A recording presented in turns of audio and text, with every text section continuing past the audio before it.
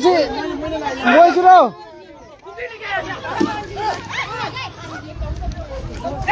Si tu cookie male Si cookie male cookie nupi male ba si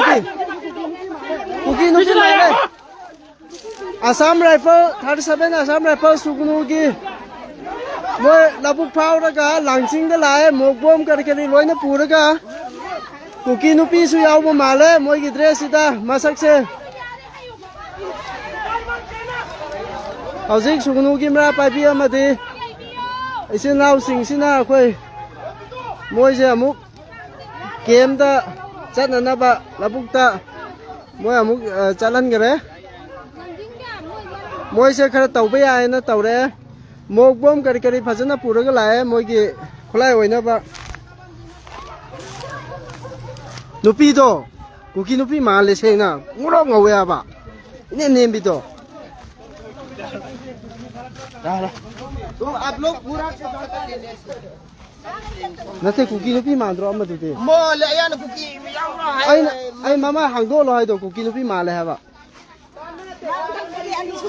अदु ने हाय से अदु ने ai ngai nupi ne हाय दो कुकी नुपी माले हाबा मयांग नुपी मानते हाबा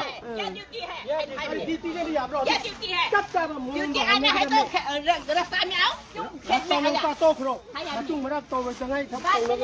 हाय दे मगा बात ले Hai thế khơi phải cho ta. Lâu đây lúc. Dobaरा मत करना. Nói đi chín nhẹ ngà cái chín nhẹ mình mang khá rồi chín đi kìa. Phau rắc ta phau lại nè, mà khơi kem nó sẽ lấy đấy. Kem sẽ tới kia xóm đã phau ra cái lại nè, làm bi ta lạc bớt xuống nè. Đồ mà khơi ta mà tích sa bớt khulai mốc bom ở đây kia. Moi ta pu ba ya ba loi na pura lai gas ki atu ni loi na pura lai si kari ki tamak ta som da phawri no aduga mamai se loi na khumme asama fa loi jara ga so nupi su yaw ri nupi ma di yaw atu ni nupi ang tani phi khummi anh hai na apna apna घर में जाओ हमारा duty है हमारा भी duty है हमें Manipur miyam da laibiri ba miyam na Asau sang siu yauna ba share tau bio Assam rifle 37 Assam rifle sugnu gi lairi ba Assam rifle si makoi ji cookie ga mari laina te habi yaroi langsing da kari gi damak ta kari ibano duty tawra ga di makoi sorok lom da la ga phajana wari sana ba yai aduga hura lana da labuk phawra ga lomi sing da kem ta tau ba ngamoi haina som da phawle aduga arambai lairi ba Mafam siki hek nakan da langsing lairi si makoi ka khalaga check tawi masi kari ki damak ta tawri bano aduga makoi da hojik mok bom adagi tear gas na singba kari kari moi fit pura ga lai makoi machi loin khummi kari ki no si aduna sugunu da lairi ba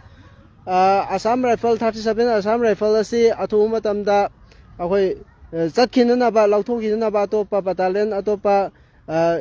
kanogi Indian gi akoi ki military force ama sinana ba hona bada koi mateng pangmina si